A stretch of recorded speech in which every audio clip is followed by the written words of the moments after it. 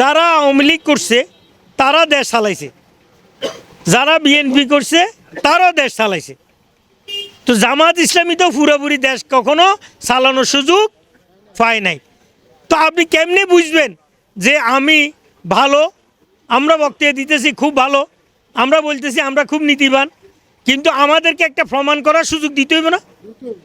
যদি দায়িত্বটা আপনারা দেন, আমরা যদি নিয়ম শৃঙ্খলায় দেশ চালাইতে না পারি, আমরা যদি মানুষের ভিতরে শান্তি শৃঙ্খলা ফিরিয়ে আনতে না পারি, আমরা মানুষে ভেদাভেদ দূর করে দিতে না পারি, আমরা যদি দেশের উন্নতি করতে না পারি, আমরা আরেকবার আপনাদের কাছে ভোট চাইতে আসবো না।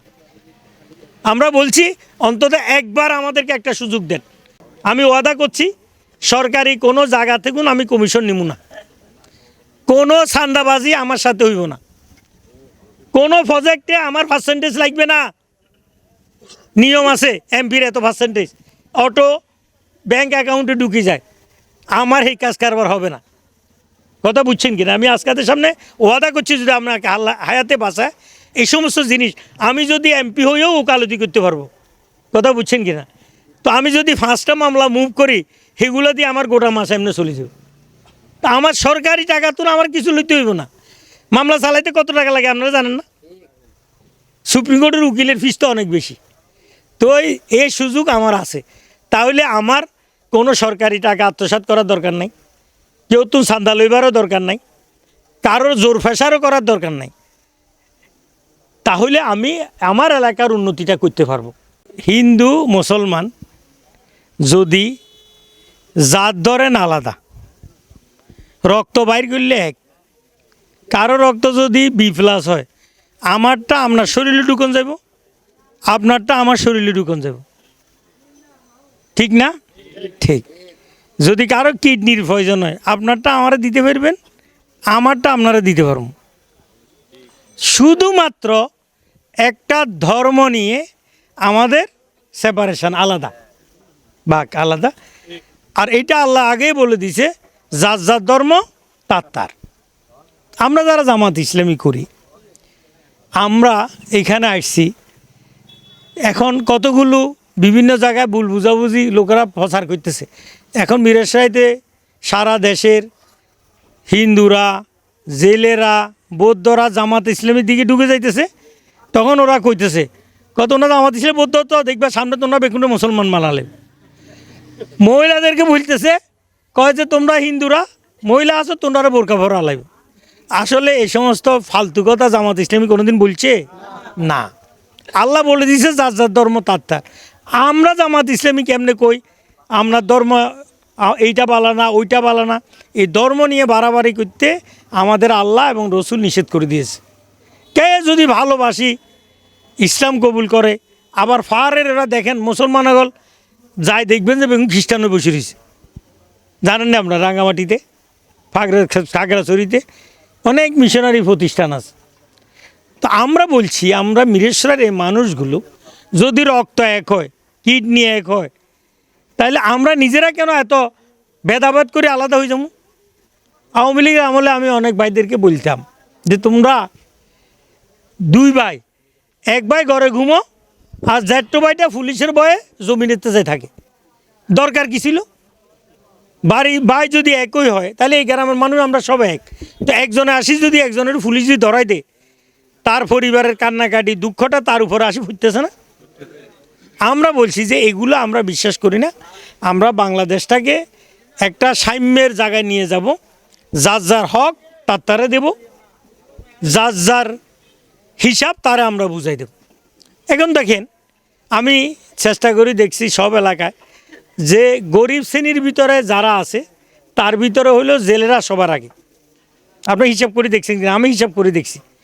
এরপরে হইল হিন্দুদের ভিতরে কিছু জাতের দিক থেকে যারা নিচে, তারা একটু অভাবী। এখন আমাদের সংবিধানে বলা আছে যারা নিম্ন শ্রেণী তাদেরকে কিন্তু অগ্রাধিকার দিয়ে তাদের সমান তালে নিয়ে যাইতে হবে। আমাদের সংবিধানে থাকার পরেও আমাদের বাংলাদেশের সংবিধান এটা 50 বছর আগে হয়েছে, কিন্তু কোনো সমান কোনো কিছু করতে পারছে পারে নাই। কেন পারে নাই? আপনি দেখবেন চাল বরাদ্দ আপনাদের জন্য আসে, 2-4-10 জনকে দেওয়ার পরে বাকিগুলো আর পায় না। বরাদ্দ ভাতা সরকার থেকে আসে, বয়স্ক ভাতা।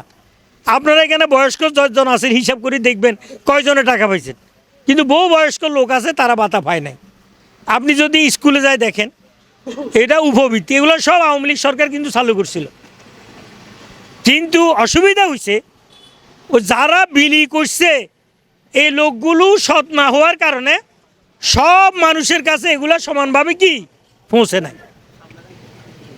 আমরা বলছি আমরা এগুলো মানুষের কাছে সমানভাবে সেটা পৌঁছে দেব, যার যেটা অধিকার সেটা আমরা দেব।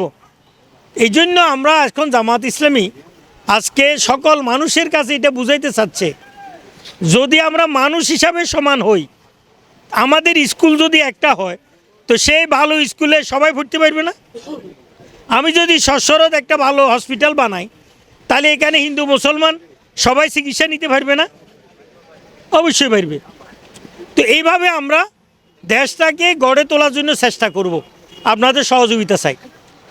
আমরা আরেকটা কথা বলি, দেখেন যারা আওয়ামী লীগ করছে তারা দেশ চালাইছে, যারা বিএনপি করছে তারাও দেশ চালাইছে।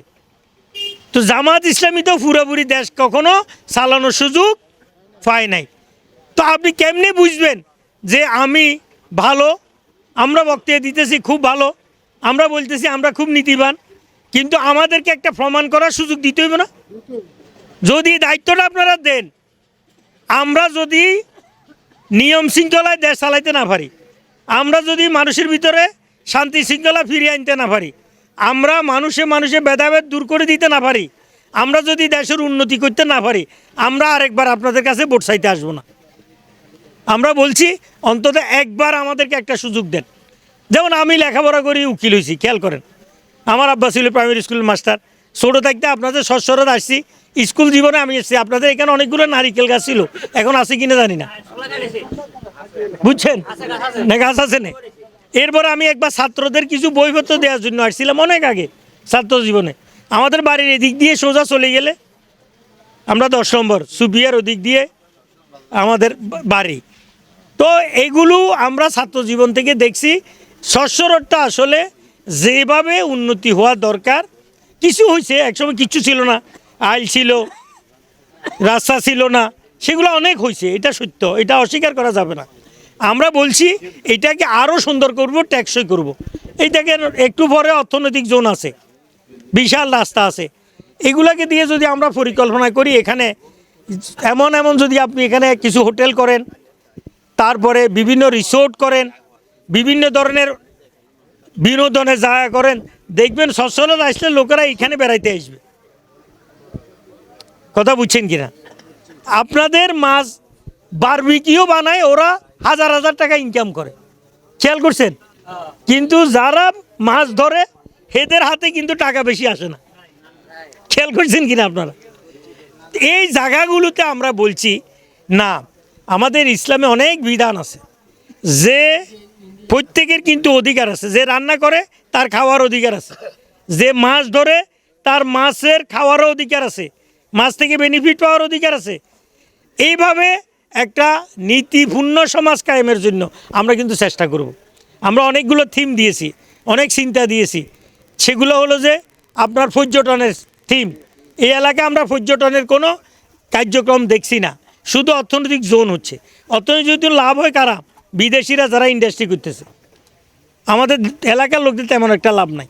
আমি বলছি এমন এমন জায়গা আমরা তৈরি করব, তাহলে দেখবেন আমাদের এলাকার লোকরা অনেক উপকৃত হয়ে যেতে পারবে। তো আমার লেখাপড়া করে সুপ্রিম কোর্ট উকিল বানাইছেন, আপনারা ডিএজি বানাইছেন, সরকার আমার তাদের মামলা পরিচালনার দায়িত্ব দেয়। তো আমাদের মিরেশ্বরটাকে উন্নত করার দায়িত্বটা আপনারা আমার দিতে পারবেন না? এটাই চাইতেছি আর কি।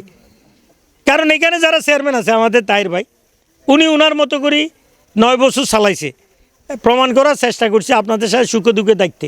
উনি এই পর্যন্ত ছিল, উনি তো আর ঢাকায় যাইতে পারেন নাই, উনি তো আর সংসদে কথা বলতে পারেন নাই। খেয়াল করেন, এখন সংসদে কথা বলতে গেলে সংসদ কারো হইব জানেন? ব্যারিস্টাররা, বড় বড় আইনজীবীরা, বড় বড় প্রফেসররা, অধ্যাপকেরা, ওদের সামনে যাই কথা বলি, একটা জিনিস আদায় করতে হইব। তো আদায় করতে হলে সেটা আমি বেশি পারবো না অন্যরা বেশি পারবে? অবশ্যই আমি পারবো, কারণ কথার ভিতরে বাংলার বাদ ইংরেজি চলিয়ে যাবো, কথার ভিতরে আরবি চলিয়ে যাবো। তো এগুলোর উত্তর দিয়ে ম্যানেজ করতে হইব না। তো আমি লেখাপড়া করি, ওই যোগ্যতা অর্জন করছি। আপনারা যদি আমার একবার সুযোগ দেন, আপনাদের এলাকার ছেলে 10 নম্বরের ছেলে, আমার আব্বার নাম আব্দুল হক নিজামী, প্রাইমারি স্কুলের শিক্ষক ছিল, অনেকেই চিনেন আপনারা, আমাদের বাড়িতে অনেকে গেছেন সচ্ছলতার লোকজন।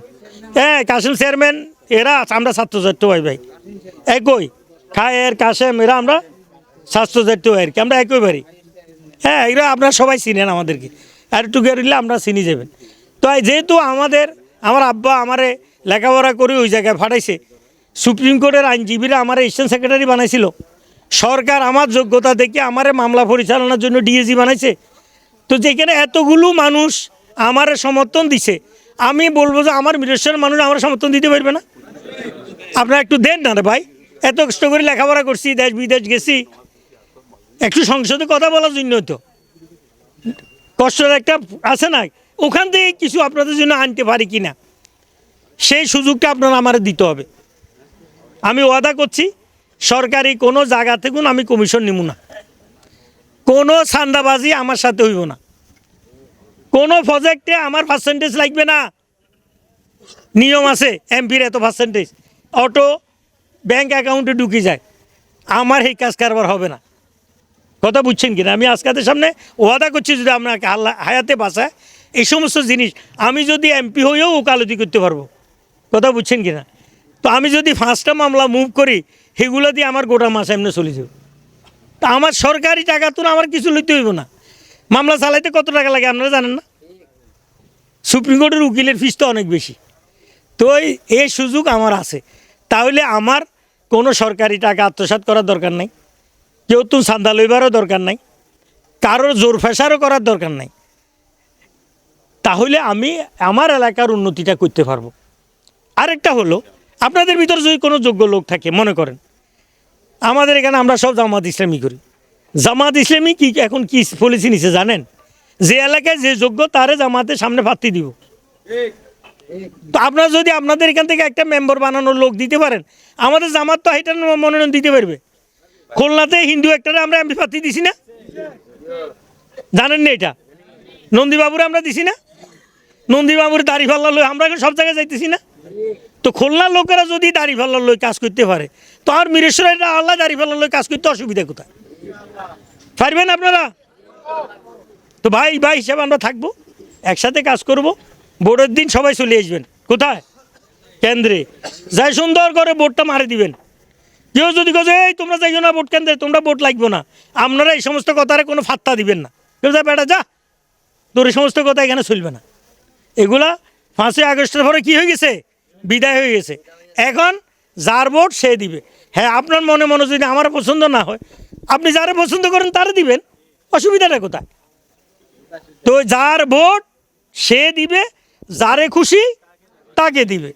আমি আমার যোগ্যতার কথা বলছি, তো আরেকজনের যোগ্যতার কথা বলবে। এখন আপনার কাছে যারা পছন্দ তারা ভোট দিবেন। কথাটা বুঝছেন কিনা? আমি এমপি হইলে, ধরুন যদি আমি এমপি হইলাম, কিছু করতে না পারলেও উকিল হিসাবে তো আপনার ফাঁসে থাকতে পারবো না। বহু লোকের মামলা আছে, এখানে 600 একসময় বেশি গন্ডগোল হইতো জায়গা জমি নিয়ে। আমার মেজর জেঠার একটা জায়গা ছিল, একজনের রোয় আরেকজন আসি কাটে, এই নিয়ে তখন গ্রুপে আসি মারামারি হইতো।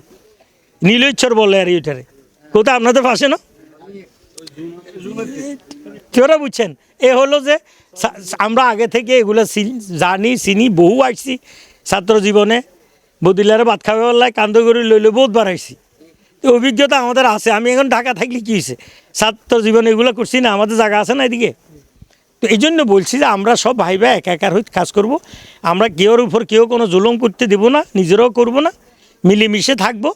মসজিদে আজান দিলে আমরা নামাজ পড়তে চলে যাব, আপনারা আপনাদের ধর্মের মতো যারা আছেন তারা সেভাবে কাজ করবেন। এটা কি চান আপনারা শান্তিভাবে? এটাই তো চাই। আর কি হবে? আমাদের কি আছে, কদিন বাঁচবো? আপনি দেখেন, একটা হিন্দু লোক মারা গেলে আমাদের মুসলমানরা সবাই আসি সীতার পাশে দাঁড়ায় থাকে, কিছু করতে পারে না, দূর তুন তাকায় থাকে, অমুকের ছেলে মারা গেছে। আমাদের লোকরা মুসলমান মারা গেলে কবরস্থানে নেওয়ার সময় আমি বহুত হিন্দুদেরকে পিছিয়ে হাঁটি যাইতে দেখছি, তারা ভাষে দাঁড়ায় রয়েছে। তো এই হলো আমাদের বাংলাদেশ। কেন এটারে তোমরা মারামারি করে আলাদা করি দাও ভাই? আছে না, করছে না, সারা জীবন চলতেছে। আমরা বলছি যে এই দলাদলি আমরা পছন্দ করি না। এই জন্য আমাদের যারা অন্যরা প্রার্থী আসবে নির্বাচনে, আপনারাও তাদেরকে কথা শুনবেন, যার কথা ভালো লাগে তারে তো ভোট দিবেন নাকি। যার দলকে দেখলেন, মনে করেন আমাদের এখানে জামাতের কর্মী কে কে আছেন, এলাকায় কাজ করেন, সশরতে কারা আছেন, এগুলো দেখবেন। এরা যদি ভালো হয় আমাদেরকে ভোট দিবেন, এরা যদি গণ্ডগোল করে আমরা জানাবেন। আমরা এইটাই বিশ্বাস করি। আমাদের আগে চেয়ারম্যান ছিল তাহের সাহেব, ওনার কাজকর্ম দেখি আপনারা ভোট দিবেন, এই হলো কথা। বেশি লম্বা কথা নাই, আমরা একসাথে কাজ করব, নির্বাচন হবে। আর সামনে ভোট দেওয়ার সময় আগে তো একটা ভোট দিতেন, এখন দুইটা ভোট দিতে হবে। একটা হলো হাঁ ভোট, আরেকটা কি দাড়িপাল্লায় ভোট।